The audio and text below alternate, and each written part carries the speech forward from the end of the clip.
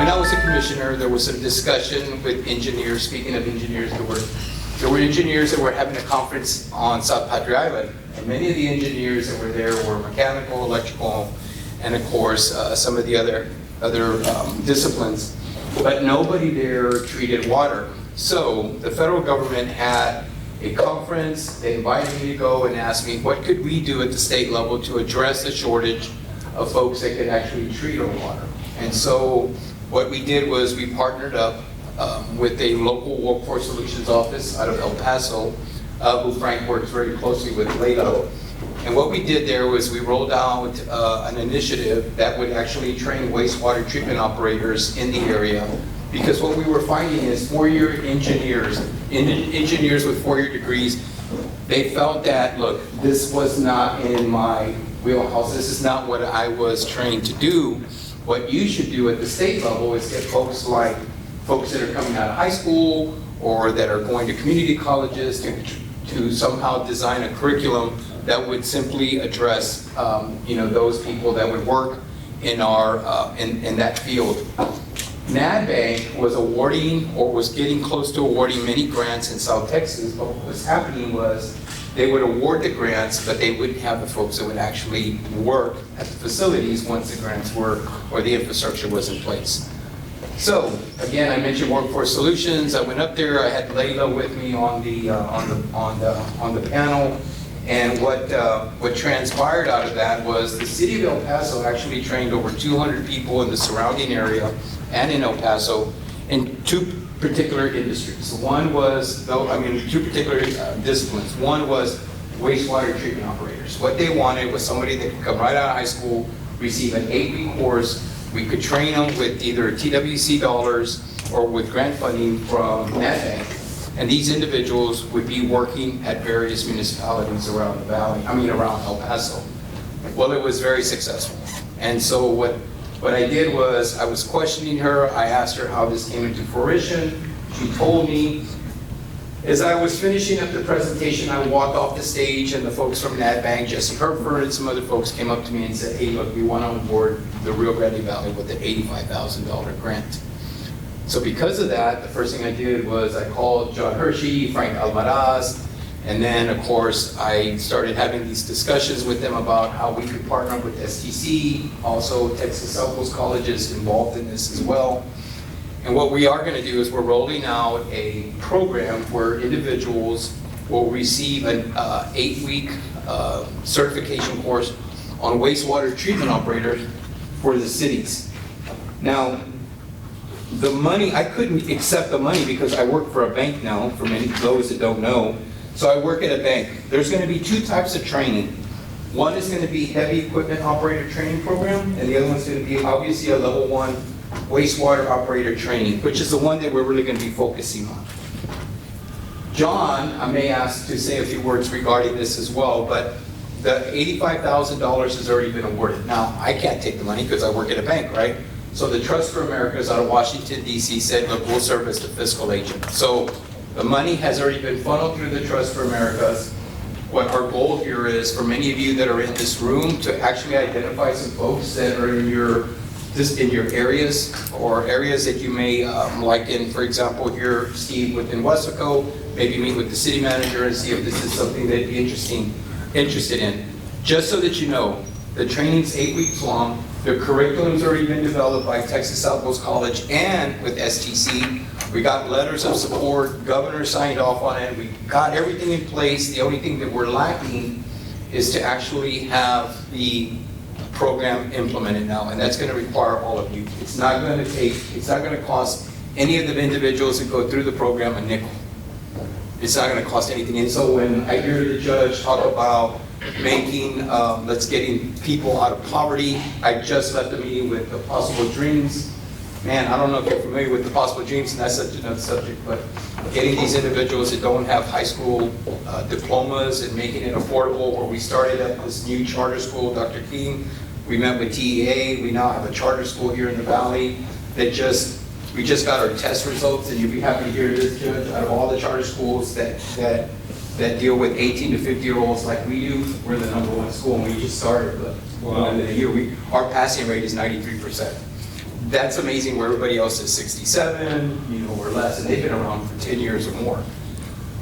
Or I should say some have been around for some time, but you know, the fact that Possible Dreams is now actually doing this with test scores are just amazing. But what they need now, some of them were saying, hey, I would like an opportunity to go into this program, but I've applied for some of these cities to work at, and these are students. But they didn't hire me because I didn't have a diploma. So again, everything's starting to work out. Everything is starting to connect, which was Governor Abbott's charge back in 2016, and that was that we were to make school affordable for everyone.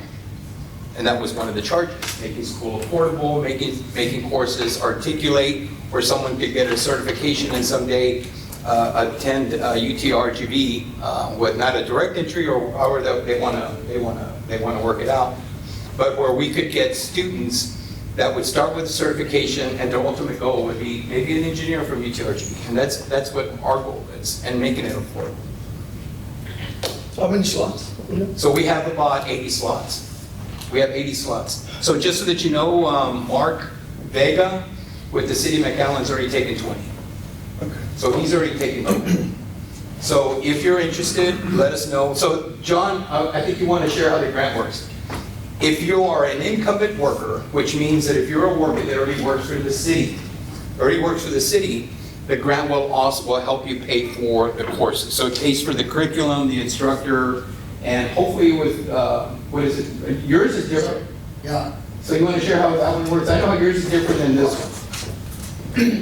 So for the grants that we're looking to do this, anybody wants to collaborate and participate, what we're doing is trying to put together partners to provide matching funding. So we can apply for what we call Texas Industry Partnership Grant, which the matching funds should come from a nonprofit, which NAD Bank is. So we're going to match their $80,000 and ask for $80,000 from Texas Workforce Commission to have a total of $160,000 to invest in training for any different city that wants to participate. The other option is a high demand job training grant where an EDC, that funding needs to come from an EDC to provide the matching funds. So if local EDCs have a need in their local area, they want to pitch in, we can do a regional effort where, say it's a $10,000 investment from each EDC, but we add that money together, we apply for the grant with the Texas Workforce Commission, and then we then put them through this training and get them placed in the water treatment occupations. But any funding that we apply for from TWC, it cannot be used for incumbent workers. That's right. And cities are not allowed to participate in the Skills Development Fund grant. So my thought was that we matched the $5,000 from NAD Bank with TWC funding through a matching grant. And then, but the thing is they gotta be, they can't already be employed with the That's city. right. So it's for new workers. That's So right. it would be a good partnership with the Possible Dream, Yeah. with those, and then other entities that have, maybe individuals that don't know what kind of career they want to get into, and then get them involved in it. So it would be That's for kinda how all we- new workers, so not incumbent workers. So these are people that you would eventually, we would train, and at the end of the day, what we would like is for each and every one of the municipalities to actually maybe hire one or two of them. Now, I have had this discussion with the mayor of Mission, and she's like, if my students go through this program, I'm gonna hire 3. I have 3 FTEs that I'll hire for that group. And so that's exactly what we're looking at. Again, this investment is nothing on their part.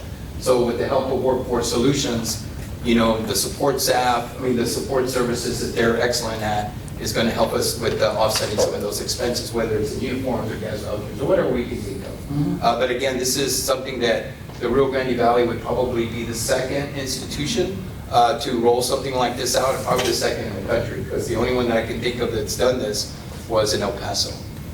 Ron? So I was going to share, you know, I vividly remember this position when I was with the city, because there are certain positions in the city, wastewater treatment plant operator, traffic signal operator, that we would post and people just don't have those qualifications. So you basically take them down. And kind of in alluding back to the bigger conversation that we have to take these opportunities and build, I think, more intentional pathways. So this is a tremendous opportunity that I know you've got a group of city managers together. so that they would basically reopen those perpetual openings. We can pre-screen kind of this cohort of up to 80, right? And essentially get them pre-hired pending the qualification. But people don't want, the dilemma's always, hey, this training's 8 weeks or 8 months or whatever it is, but they're like, well, I gotta put food on the table. And then I might take that and then take the risk of getting a job. But if we can do a pre-connection prior, and this is a perfect role that I know cities would say, I'll open up these perpetual openings that I couldn't find anyway. Pre-screen people, get them in, they do the training, and then it's almost automatic job placement. Yeah. But So- it has to be much more intentional because some of these job seekers, then it's too high of a risk, right? Well, one of the things that I find fascinating, Ron, and I think we're getting off the subject here, but I know my good friend here that's with STAMP, that and he's with the UTRGV campus as well.